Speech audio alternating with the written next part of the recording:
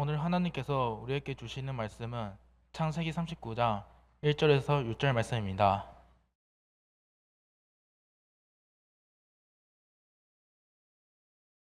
요셉이 이끌려 애굽에 내려가며 바로 신하의 친위 대장 애굽 사람 보디발이 그를 그리로 데려가 이스마엘 사람의 손에서 요셉 사나라. 여호와께서 요셉과 함께 하심으로 그가 혈통한 자가 되어 그의 주인은 애굽 사람의 집에 있으니 그의 주인이 여호와께서 그와 함께 하심을 보며 또 여호와께서 그의 범사에 형통하게 하심을 보았더라. 요셉이 그의 주인에게 은혜를 입어 섬김에 그가 요셉을 가정 총무로 삼고 자기의 소유를 다 그의 손에 위탁하니 그가 요셉에게 자기의 집과 그의 모든 소유물을 주관하게 한 때부터 여호와께서 요셉을 위하여 그 애굽 사람의 집에 복을 내리심으로 여호와의 복이 그의 집에 모든 소유에 미친지라. 주인이 그의 소유를 다 요셉의 손에 위탁하고 자기가 먹는 음식 외에는 간섭하지 아니하였더라. 요셉은 용모가 빼어나고 아름다웠더라. 아멘. 오늘 말씀의 제목은 저와 성도님들이 나눌 말씀의 제목은 24 준비 25 응답 영원이라는 작품이라는 제목으로 말씀을 나누도록 하겠습니다. 제가 이렇게 대예배 때 저는 주로 이제 대예배를 잘 안 맡으려고 해요. 왜 그러냐? 제가 못하는 게 있어요. 물론 설교를 잘하는 것도 아니지만 못하는 게 뭐냐? 설교를 길게 하는 걸 못합니다. 늘 이렇게 말씀드리는데 그래서 어떻게든 이제 부목사님들이 홍준목 설교하지 않겠나 하면 아닙니다. 괜찮습니다. 저는 이 자리가 과분한 자리입니다 하면서 늘 만류하는데 오늘은 이렇게 어떻게든 안 하려고 했는데 이 자리에 서게 됐습니다. 그래서 떨리는 마음으로 기도하는 마음으로 하도록 하겠습니다. 오늘 제목이 24 준비인데 왜 24 준비고 25 응답이고 영원 작품이냐? 하나님이 우리 여기서 24는 삶이라는 의미예요. 하나님이 우리 삶 전체를 통해서 하나님이 원하시는 언약을 성취시키기 위해 우리를 준비하시겠다라는 겁니다. 그리고 그 과정 속에서 응답이 와요. 근데 그 응답이 무엇이냐? 당장 내 손에 잡히는 응답이 아니라 하나님의 나라가 임하고 하나님이 나와 함께 하시는구나. 이것이 확인되는 것이 25 응답입니다. 그러다 보면 뭐가 남겨지냐? 영원이라는 작품이 남겨지게 됩니다. 그래서 오늘의 소소한 작품이 있을 수도 있어요.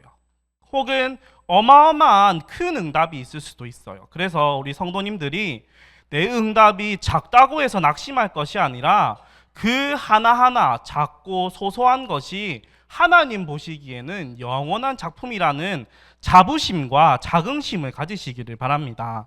그래서 제가 서론 말씀에 벌써 이제 6월 달이 다 가고 있고 이제 7월 달이 랩넌트 대회도 리더 수련회도 다가오고 있잖아요. 제가 응답받은 부분을 먼저 나눌까 합니다. 제가 어떤 응답을 받았냐? 제가 올해 제 생각과 관점이 바뀌어지는 그런 응답을 받았습니다. 저는 어떤 사람이냐? 이 두려움이 많은 사람이에요. 쉽게 말해서 겁이 많은 사람이에요. 근데 두렵고 겁이 많은 사람이 제가 좀 잘 관찰해 보니까 저를 관찰해 보니까 뭐가 많냐? 핑계가 많아요. 핑계. 이래서 못하고 저래서 못하고 이래서 할 수 없고 그런 핑계가 많은데 저도 마찬가지로 좀 여러분들 우리 성도님들 앞에서 핑계를 대자면 저는 원래 어린 시절에 어느 정도의 어린 시절이냐? 우리 조카 박주환 있잖아요. 그 시절 때 굉장히 활발한 성격이었어요. 지금은 제가 제일 힘든 게 뭐냐? 성도님들하고 1대1로 제가 차 태워 갈 때가 제일 힘들어요. 자, 저 아시잖아요. 저 말이 없어요. 제가 할 말이 뭔 말을 해야 되지? 그냥 식사하셨습니까? 아, 네, 안녕히 가세요 하고 그 두 마디로 끝나거든요. 다행히 그거를 아시는 분들은 그냥 감사하게도 혼자서 딴짓을 해주세요. 뭐 하신자 장로님, 고영숙 간사님 같은 경우는 늘 타고 다니는데 저의 그 모습을 아시고 알아서 이해해 주시고 그냥 본인 할 거 하시더라고요. 그래서 근데 이제 처음 차에 태우는 성도님들은 도대체 이걸 어떻게 해야 될까? 제가 항상 제 머리 스트레스 받거든요. 그런데 처음부터 제가 이랬던 게 아니에요. 말이 굉장히 많고 막 박주환처럼 막 이리저리 막 들이대고 막 좀 관종이잖아요. 주환이가 보면. 네, 주환이 이 자리에 있습니까? 네, 아무튼 근데 제가 왜 그랬을까? 제가 결정적으로 주한이와 같은 성격이었는데 갑자기 제가 180도 바뀌게 되었어요. 왜 그러냐? 제가 어렸을 적에 굉장히 체격이 작았거든요. 체격도 작고 싸움도 잘 못하고 운동도 잘 못했어요. 그러니까 어떻게 되냐? 이 또래 친구들이 저를 많이 무시하더라고요. 거기서 이제 상처가 왔어요. 그런데 저는 제가 좀 지금 생각해 보면 미련스럽다는 생각이 들더라고요. 왜 미련스럽냐? 그거를 생각해서 극복하면 되는데, 아, 나는 운동을 잘 못하니까 남들 10번 발차기 할 때 나는 100번 발차기 해야겠다. 근데 그 나이 때는 그렇게 생각할 수는 없죠. 그래서 제가 계속 상처가 쌓이고 또 쌓이고 또 쌓이다 보면서 어느 순간 제가 결론을 내리게 되었어요. 어떤 결론을 내렸냐? 아, 이제부터는 내가 먼저 말을 안 걸어야겠다. 내가 먼저 친해지지 말아야겠다. 친구를 가려서 사귀어야겠다. 그래서 이제부터는 친구를 가리기 시작합니다. 이 친구는 뭐해서 안 되고, 이 친구는 뭐해서 안 되고, 저 친구는 저래서 안 되고. 그러니까 한 명도 사귈 사람이 없더라고요. 그러니까 이제 생각의 틀에 딱 갇히게 됐어요. 어떤 생각의 틀에 갇히게 됐냐? 나는 내 성격 때문에 사람을 못 사귀는 거다. 그게 사실 핑계거든요. 이 핑계잖아요. 왜냐하면 내가 사람을 사귈 수 있는 능력이 없어서 못 사귀는 건데 핑계 대는 거예요.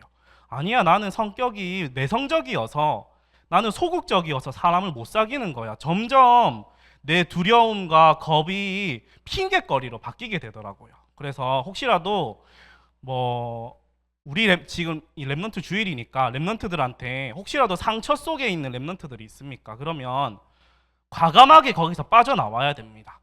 이미 하나님 자녀고 하나님이 함께 하시고, 하나님은 우리가 어떤 상황에 있으시든지 우리에게 끊임없이 능력을 주시기 원하시는 분이십니다. 아니, 이 작은 인간관계 문제조차도 좀 창피하지 않습니까? 저도 솔직히 이 말을 하려고 하는데 이게 한 5, 6년이라는 시간이 지났어요.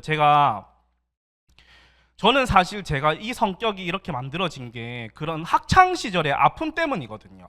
그런데 그게 너무 창피하더라고요. 그래서 저는 아버지를 핑계로 댔어요. 아버지가 술 마셔서, 아버지가 나를 억눌러서, 이렇게 계속 핑계를 댔는데 우리 랩런트들은 핑계 대지 말고 하나님 앞에서 그냥 정확하게 인정할 건 인정하고 나를 과감하게 뜯어 고치는 우리 랩런트들이 되시기를 바랍니다. 그리고 그리고 이 두려움이, 사람에 대한 두려움이 있고, 두 번째는 이러다 보니까 뭐가 생겼냐? 거절에 대한 두려움이 생겼어요. 누구나 있을 겁니다. 이 성도님들께서는 저를 어떻게 생각하실지 모르겠지만 저는 제가 그런 두려움이 있어요. 아, 내가 인사를 했을 때 혹시라도 저분이 인사를 안 받아주시면 어떡하지? 그래서 저는 가만히 딱 눈치 보다가 아, 인사 받아주시겠다 하면 인사를 해버리거든요. 그게 잘못된 거잖아요. 받아주든 안 받아주든 내가 먼저 섬기고 인사드려야 되는 건데 이것도 역시 핑계더라고요. 나는 상처가 많아서 이런 거야. 나는 과거에 이렇기 때문에 나는 그런 거야. 그래서 우리 성도님들과 우리 랩런트들은 이 핑계대지, 하나님 앞에서는 핑계대지 않고 나를 과감히 바꿔서 그래서 도전하는 은혜가 있기를 바랍니다. 제가 무엇에 도전했냐? 몇 주 전에 청소년 전도 신학원에서 현장 전도 캠프를 나갔습니다. 그런데 이 무당집에 가게 됐어요. 그런데 이 다른 팀에서 무당집에 갔다고 하더라고요. 그런데 그 무당집에서 그 팀이 무당집을 들어가는데 정말로 이건 농담이 아니라 신기하게도 이 무당집이 들어오는데 십자가가 딱 보였다고 해요. 저도 이제 내가 들어가면, 우리 팀이 들어가면 십자가가 보이겠구나 딱 생각하고 딱 들어가서 점집에 앉아서 내 점을 좀 봐주십시오 했는데, 우리 선생님은 공무원하고 선생님 할 상입니다 하시면서 점을 쳐주시는 거예요. 아니 이게 무슨 일이야 하면서 그러면서 얼른 화제를 바꿨어요. 옆에 랩런트들이 있었거든요. 빨리 덜 창피해 당하려고, 사실 우리 교회에서 왔습니다. 이제 복음 좀 들어보시겠습니까? 그러면 이제 복음을 전했는데 결국에는 안 받으셨거든요. 그런데 그 도전하는 시간이 있었습니다. 근데 장렬하게 실패했죠.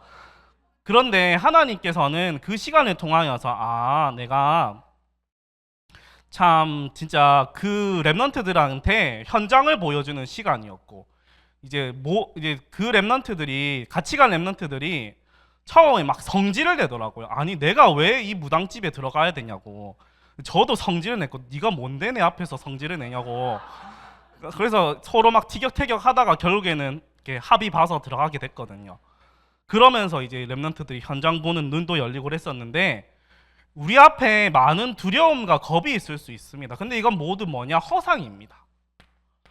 마태복음 10장 26절에서 33절 말씀에 사람을 두려워하지 말라고 했습니다. 사람을 두려워하지 말고 너희의 생사화복을 주관하시는 하나님을 두려워하라고 했습니다.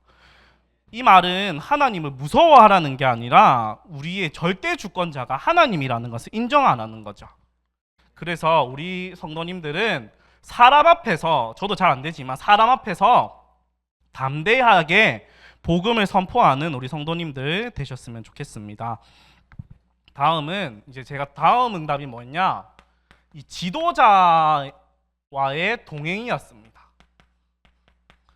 제가 지도자라고 하면 누가 있겠습니까? 저희 담임 목사님이지 않습니까? 제가 교회에서 제일 무서워하는 분이 있어요. 그게 누구냐? 저희 담임 목사님이에요. 왜냐? 이 공적으로 만나면 진짜 인정사정 없으시거든요. 뭐 이게 평소에 잘 넘어가세요. 그런데 이게 쌓이다가 한 방 팍 터지면 진짜 이제 무섭게 막 뭐라 하시거든요. 그런데 개인적으로 만나면 엄청 섬세하게 잘 대해주세요. 이거를 들으셔야 되는 건데 우리 목사님이 지금 다른 출탄 안 하셔서 못 들으시는데 너무나 세밀하게 말씀을 잘 해주세요. 그러면서 계속 뭐를 말씀하시냐 하셨냐? 신분과 권세와 이 배경에 대해서 끊임없이 말씀해 주십니다. 이렇게 돌려서 신분 말씀해 주시고 저렇게 돌려서 신분 말씀해 주시고, 이제 어떤 랩런트가 어제인가 그저께 우리 교회에 왔더라고요. 근데 그 랩런트가 이제 군대에서 잠시 휴가 나온 랩런트인데 이렇게 말씀하여 주시더라고요. 야, 네가 부모라고 생각해봐라. 자식이 실수하면 막 때리고, 진짜 제대로 된 부모라면 막 때리고 밟고 질타하고 그렇게 하겠냐? 아니다. 조용하게 감싸 안아주면서 위로해주고 힘준다. 우리 하나님도 마찬가지다. 내가 뭐 실수했다고 해서 오늘 뭐 찬양 인도할 때 뭐 조금 긴장했다고 해서, 약간 세민이 오늘 그냥 많이 긴장하던데, 네 그랬다고 해서 하나님이 막 우리를 저주하시고 내팽개치시고 밟고 내버려 두시는 그런 하나님이 아니다라고 말씀하시더라고요. 근데 처음에는 이 신분 권세 배경을 계속 말씀하시는데 처음에는 좀 무뎌졌습니다. 계속 듣고 또 듣고 하다 보니까 지겹기도 하고 무감격해졌는데, 그럼에도 불구하고 계속 신분 권세 배경에 대해서 말씀해 주세요. 그러니까 뭐가 생겼냐? 저에게 근원적인 힘이 생겼습니다. 말씀드리기 창피한데 제가 주일 예배를 마치고 집에 돌아가면 항상 한 가지가 생겼어요. 그게 뭐냐? 외로움이었어요. 이제 주일 예배, 이건 평신도 때, 청년 때 이야기인데, 주일 예배 다 드리고 이제 집에 혼자서 쓸쓸히 가면 뭔가 외롭고 허무하고 뭔가 나 자신이 공허하더라고요.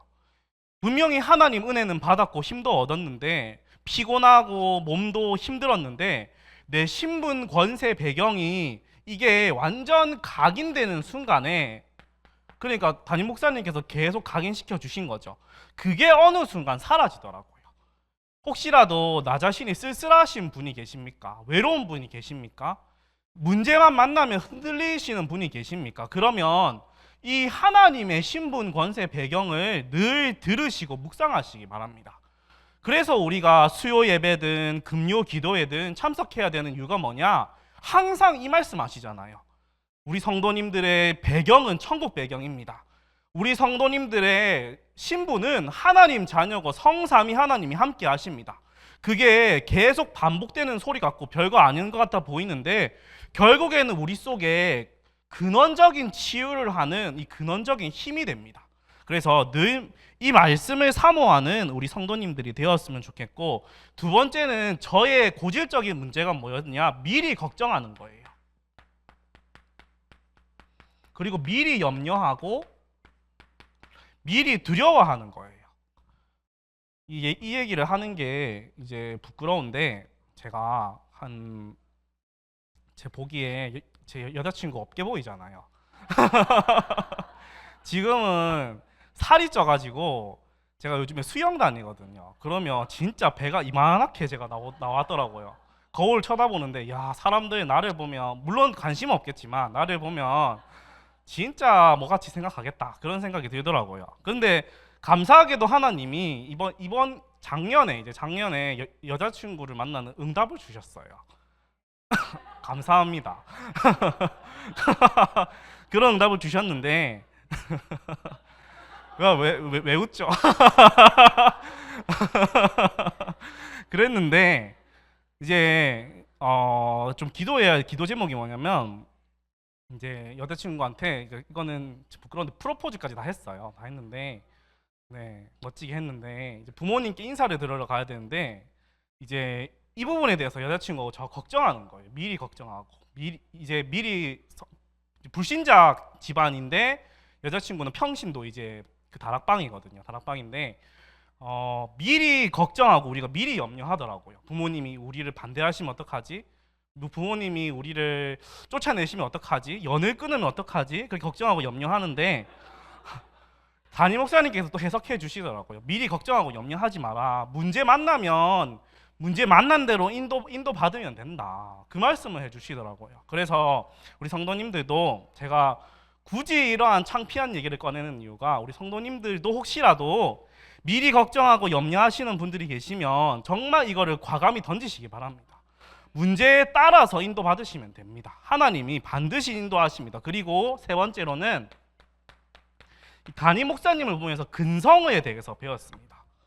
저는 진짜 그냥 안 되면 포기하는 성격이거든요. 그런데 항상 말씀하시잖아요. 안 되면 말고 그냥 살아가는 거지. 그거를 담임 목사님이 정말 싫어하시더라고요. 그래서 절대로 전도 현장 가서 포기하지 마라 이렇게 말씀하시더라고요. 근데 이제 또 담임 목사님뿐만 아니라 이제 직접적인 이름은 거론할 수 없지만 모 장로님께서 한 가정에 지속적으로 사역을 가시더라고요. 근데 그 집에서 막 믿지 않는 분들이 당신 이제 다시는 우리 집에 오지 말라고 그렇게 말씀하심에도 불구하고 그냥 철판 까시고 계속 가시더라고요. 근데 저는 처음에는 저래도 되나 싶었는데 결국에는 열매가 생기고 하나님이 전도의 응답을 주시더라고요. 그러면서 아, 그렇구나. 물론 우리가 전도할 때 민폐를 끼치면 안 되고 우리가 뭔가 사람들한테 부담을 줘서는 안 되지만 하나님의 절대 계획이 있는 현장이라면 아, 절대 포기해서는 안 되는구나. 이거를 딱 배웠습니다. 그래서 저와 성도님, 제가 오늘 말씀드리는 부분이 25응답입니다. 제가 손에 잡히는 응답에 대해서 말씀드린 게 아니에요. 우리 생활 속에서 뭐 생각이나 관점이 좀 잘못될 수 있잖아요. 근데 그리고 뭔가 내가 신분, 권세, 배경이 가짜않게 보일 수도 있잖아요. 근데 그게 아니라는 겁니다. 하나님께서 우리 인생 전체를 통해서 우리 하루하루를 통해서 주시는 응답들이 있어요. 그거를 기록하고 기억하면서 정말 현장에서 증인으로 서시는 우리 성도님들이 되시기를 바랍니다. 그리고 세 번째로 좀 서론이 긴데 이 현장을 다니면서 이제 현장을 안 다니면 담임 목사님께서 이제 막 교육자 회의 시간 때 많이 좀 혼내세요. 그래서 낮에는 절대로 담임 목사님 눈에 띄면 안 돼요. 왜 우리는 저희 목회자들은 다 나가버리거든요. 현장 간다는 핑계로 어디론가 가요. 어디 가는지 모르겠는데 하여튼 가요. 근데 뭐를 현장 가서 뭐를 저는 가장 치료가 됐냐? 거울 치료가 됐습니다. 질병에 걸린 성도가 계시면 뭐가 문제냐? 질병이 문제가 아니라 질병에 묶여 있어요. 내가 의사가 돼 있어요. TV 보면서 이래선 안 돼. 저래선 안 돼. 그냥 다 내려놓고 의사한테 가서 진료받으면 되는데 진단받으면 되는데 그렇게 안 하고 이렇게 하는 게 맞을까? 저렇게 하는 게 맞을까? 그렇게 되죠. 그리고 랩넌트들이 한 번씩 이 철없는 모습을 보여주잖아요. 그러면 어른들이 나를 보시기에 저렇게 생각하시겠구나. 그런 많은 치료가 되더라고요. 그리고 네 번째로 저는 굉장히 자존심이 강한 사람입니다. 아까 말했잖아요. 제가 친구들한테 무시당하고 막 이렇게 뭐 따돌림까지는 아닌데 무시당하고 막 그러다 보니까 자존심이 세졌어요. 그러니까 뭐를 안 하냐? 인정을 안 해요. 내가 부족하고 잘못된 부분이 있으면 과감하게 인정하고 갱신하면 되는데 그거를 안 하더라고요. 그런데 언제 바뀌었냐? 나는 왕자구나. 나는 하나님 나라의 왕자다. 하나님 나라의 유업을 이어받을 자다. 하나님 나라의 유산을 이어받을 자라고 생각하니까 제가 대기업 총수로부터 제가 재벌 2세라면 그 기업을 물려받을 사람이라면 제가 저의 부족한 부분은 과감하게 고쳐야 되는 거잖아요. 그러니까 이 하나님께서 올 한 해 동안 지금까지 전반기 동안 제 생각과 관점을 변화시키고 나에게 신분 권세를 각인시키시고 현장을 경험케 하시고 나의 잘못된 부분을 고쳐 나가시더라고요. 이게 24 준비요, 25 응답이요 영원 작품입니다. 그래서 저와 성도님들이 다시 말씀드리지만 내 인생 전체를 통해서 하나님이 주시는 그 하루하루의 응답이 있어요.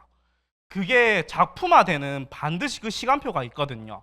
그래서 이거를 반드시 누리시기를 바라고, 그래서 본론 말씀에 저는 지금 제가 빨리 마칠까 봐 걱정했었는데 자칫 잘못하면 시간을 넘길 것 같습니다. 24 준비입니다. 첫 번째 1대지는 24 준비입니다. 이 24 준비라는 말이 무엇이냐? 아까 말씀드렸지만 인생 삶 전체를 통해서 하나님이 우리를 세계복음화 하시기 위해 준비시켜 나가세요. 첫 번째로 요셉은 왕따 당했잖아요. 노예로 갔고 감옥에 갇혔는데 하나님은 그것을 통해서 총리라는 것을 준비시켰어요. 그리고 저는 이제 요즘에 계속 드는 생각이 뭐냐? 다윗을 생각하거든요. 제가 인간관계에 대한 갈등이 올 때 혹은 뭐 윗사람, 뭐 담임 목사님이라든지 뭐 부목사님들 이런 갈등이 올 때 뭘 생각하냐? 야, 다윗은 죽을 뻔하지 않았냐? 아예 사울 왕은 자기를 죽이려고 했잖아요. 근데 적어도 나는 나를 죽이려는 사람은 없다. 그러면 나는 모든 것을 뛰어넘을 수 있지 않겠나? 그런 생각이 들더라고요. 그래서 저와 성도님들이 내게 오는 모든 문제와 갈등과 위기를 과감하게 딱 생각을 바꿔서 하나님이 주신 응답으로 보는 그 영안이 열리시기를 바랍니다. 그거를 위해서 첫 번째 해야 할 것이 뭐냐? 바로 첫 번째가 서밋 타임을 가지는 거예요. 왜 서밋 시간이라고도 하잖아요. 왜 서밋 시간을 가져야 되냐? 우리가 하늘에서 주는 힘을 회복하고 누리는 시간이에요. 하나님으로부터 오는 힘을 회복하고 누리기 위해서. 왜 그러냐? 서밋 목표가 있어요. 무엇을 목표로 하냐? 300%의 응답을 누리기 위해서입니다. 100%는 성령의 인도, 100%는 성령의 역사, 100%는 성령의 열매. 결국에는 우리는 아까 우리 랩런트가 기도한 것처럼 우리는 무엇의 증인이 되어야 되냐? 성령의 증인이 되어야 됩니다. 우리는 가르치는 사람이 아닙니다. 우리는 본 사람들입니다. 하나님, 우리가 뭔가를 연구해서 가르치는 게 아니라 하나님이 내게 주시는 응답을 보고 증인으로 서는 겁니다. 저도 이 자리에 제가 이거를 연구해서 말씀드리는 게 아닙니다. 하나님이 올 한 해 전반기에 저한테 주셨던 응답을 봤기 때문에 증인으로 서는 겁니다. 그리고 세 번째로 이 서밋 응답이 있습니다. 응답 중에 응답이 뭐냐? 하나님 나라가 임하는 것이 응답입니다. 응답 중에 응답이 뭐냐? 하나님이 나를 통치하는 것이 그게 응답입니다. 그래서 아까도 기도했지만 하나님, 내가 있는 현장에 하나님 나라가 임하게 하옵소서. 하나님의 통치가 이루어지게 하옵소서. 그리고 우리는 서밋 신분입니다. 우리는 어떤 사람이냐? 하나님의 유업을 이어받을 자예요. 기업을 이어받을 자인데, 여기서 성경에 보면 기업이라는 말이 많잖아요. 근데 이게 그 영어 성경에는 뭐라고 나와 있냐? 유산이라고 나와 있어요. 유산, 상속. 그러니까 이게 회사라는 의미가 아니라, 회사가 아니라 유산, 상속이라는 의미예요. 우리는 하늘 나라의 유산을 이어받을 자들이에요. 그런데 하나님은 우리가 왕자긴 한데, 공주긴 한데 가장 낮은 자리로 보내세요. 그게 뭐냐? 파수꾼입니다. 파수꾼의 역할이 뭡니까? 쉬지 않고 자기가 뭐 12시간이면 12시간, 뭐 3교되면 8시간이겠죠. 8시간 동안 계속 이게 망보는 거예요. 마찬가지로 이사야서 62장에 보면 여호와로 쉬지 않게 하라고 했어요. 24시 함께 하는 하나님을 쉬지 않게 하라고 나와 있습니다. 그리고 다섯 번째로 이 서밋 권세라는 축복을 우리에게 주셨습니다. 서밋 권세. 우리에게 흑암을 꺾을 권세가 딱 주어졌죠. 그리고 서밋 전도, 서밋 선교라는 중요한 응답들을 우리에게 허락하셨습니다. 지금 말씀드리는 거는 교사 강습회 때 나왔던 7 응답에 관한 내용이에요. 서밋 타임, 서밋 목표, 서밋 응답, 서밋 신분, 그리고 서밋 권세 전도 선교. 그래서 우리가 우리 인생 전체를 통틀어서 이미 미리 온 응답을 누리시라는 겁니다. 그러면서 두 번째로는 우리에게 주시는 25 응답이 있어요. 아까 말씀드렸지만 응답 중에 응답이 무엇이냐? 성삼위 하나님께서 역사하시는 겁니다. 보좌의 능력으로 역사하시는 겁니다. 하나님 나라가 임하는 것이고 하나님 나라의 일이 이루어지는 거예요. 그거를 누렸던 사람들이 누구냐? 창세기 41장 38절 말씀에 요셉입니다. 이와 같이 하나님의 영에 감동된 사람을 어찌 우리가 찾을 수 있으리요 하고, 우리가 보기에는 절대 불가능한 현장인데 하나님 보시기에는 절대 가능한 현장입니다.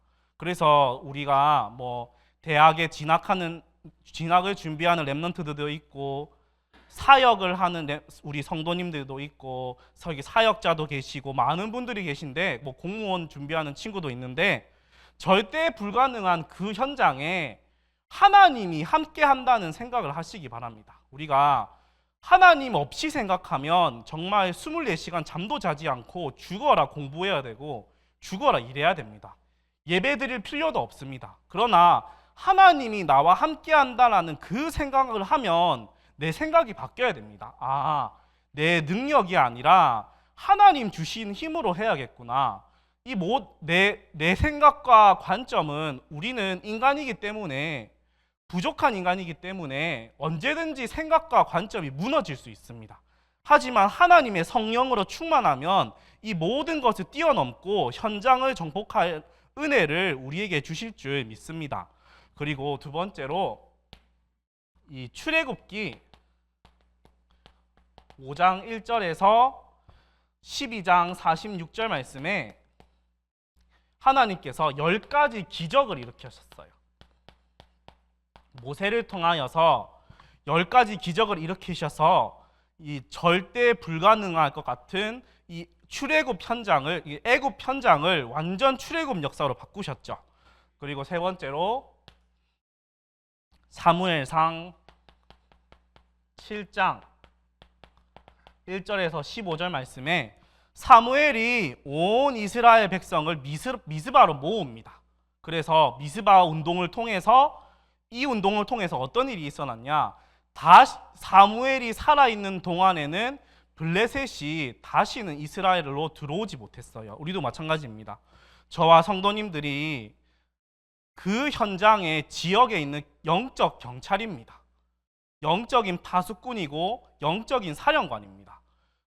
저와 성도님들이 그 현장, 내가 바라보기에 내가 있는 현장은 답답하고 외롭고 뭔가 정말 쓸모없어 보이고 내가 왜 이곳에 온 거지? 내가 왜 이 가정에 태어난 거지? 그렇게 생각할 수 있어요. 그런데 하나님께서는 다르게 보시겠다는 겁니다. 하나님께서는 절대로 우리를 통하여서 흑암이 틈탈 수 없는 그 영적 사령관의 축복을 주셨습니다. 저와 성도님들이 계시는 그 현장이 이 25응답이 이루어지는 현장입니다. 하나님 나라가 이루어지고 하나님 나라가 하나님의 통치가 이루어지는 그 현장인 줄 믿습니다. 이 외에도 지금 공간이 적어서 잘 다 쓰지 못하지만 다윗, 다니엘, 또 바울을 통하여서 하나님께서 많은 일들을 해내셨습니다. 그래서 계속 반복해서 말씀드리지만 우리 삶을 통해서 하나님이 우리 인생 전체를 세계복음화하기 위해 합당한 사람으로 나를 만들고 계십니다. 그 과정 속에서 하나님이 하나하나 소소한 응답을 주실 거예요. 왜 그러냐? 이제는 무엇을 남기기 위해서 주시냐? 세 번째로 영원한 작품을 만들기 위해서. 그래서 우리가 가는 곳이 곧 발자취입니다. 내가 살아가는 하루하루가 작품입니다. 그리고 세 번째로 하나님께서는 우리를 기념비와 같은 존재로 세우셨습니다. 왜냐? 내 뒤에 따라오는 제자들과 후대들이 모든 세대들이 나를 보면서 하나님께 영광을 볼 수 있도록 제가 오늘 이 설교를 묵상하고 준비하면서 생각했어요. 하나님이 왜 그냥 제가 서론에는 이 말밖에 할 게 없더라고요. 근데 왜 이 말을 하게 하셨을까 생각해 보니까 저런 인간도 앞에 나와서 설교할 수 있구나. 저렇게 부족한 사람도 하나님께 쓰임 받을 수 있구나. 그래서 저를 통하여서 어떤 신분과 어떤 자리에 있으신 분들이라도 하나님의 이 25응답을 영원 작품을 누구든지 누릴 수 있습니다. 아시겠습니까? 졸리십니까? 네, 처음에 아멘과 지금 아멘의 그 강함과 약함이 달라졌는데 아무튼 네, 저는 이제 웃기는 걸 잘 못해요. 이렇게 웃겨야 되는데 저는 항상 내가 어떻게 웃겼지 그렇게 항상 고민하는 그런 사람인데 아무튼 하나님은 오늘 결론적으로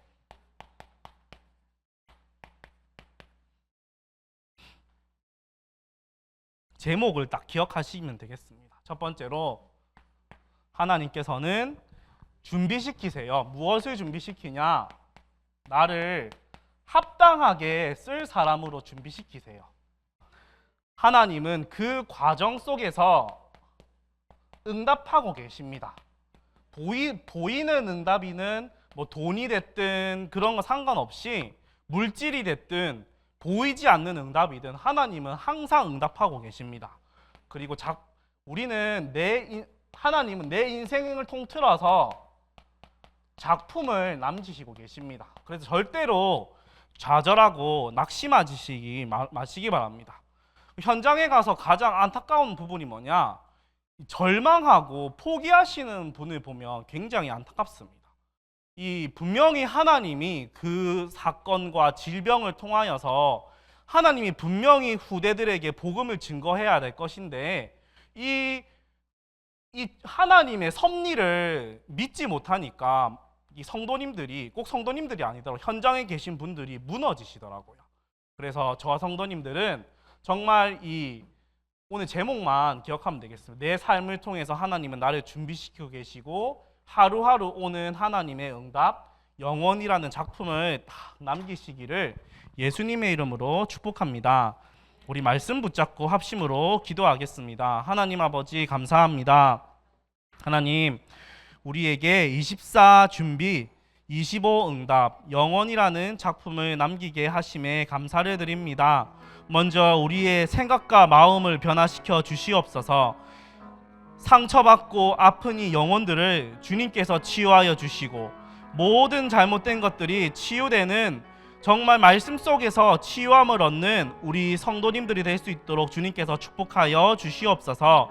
하나님, 정말 우리에게 주신 7가지 응답을 누리게 하여 주옵시며 25 하나님께서 역사하시는, 임재하시는 그 축복을 누릴 수 있도록 주님께서 축복하여 주옵소서.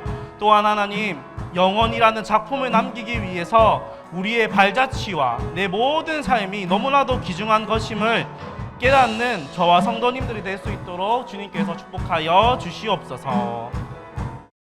주 예수 그리스도의 은혜와 하나님의 사랑과 성령의 내주 인도 역사하심이 24 준비하며 25 응답받고 영원한 작품으로 남을 우리 모든 믿음의 교회 성도들 위해, 또 중직자들 위해, 고등부 렘넌트들 위해 영원히 함께 하실지어다. 아멘.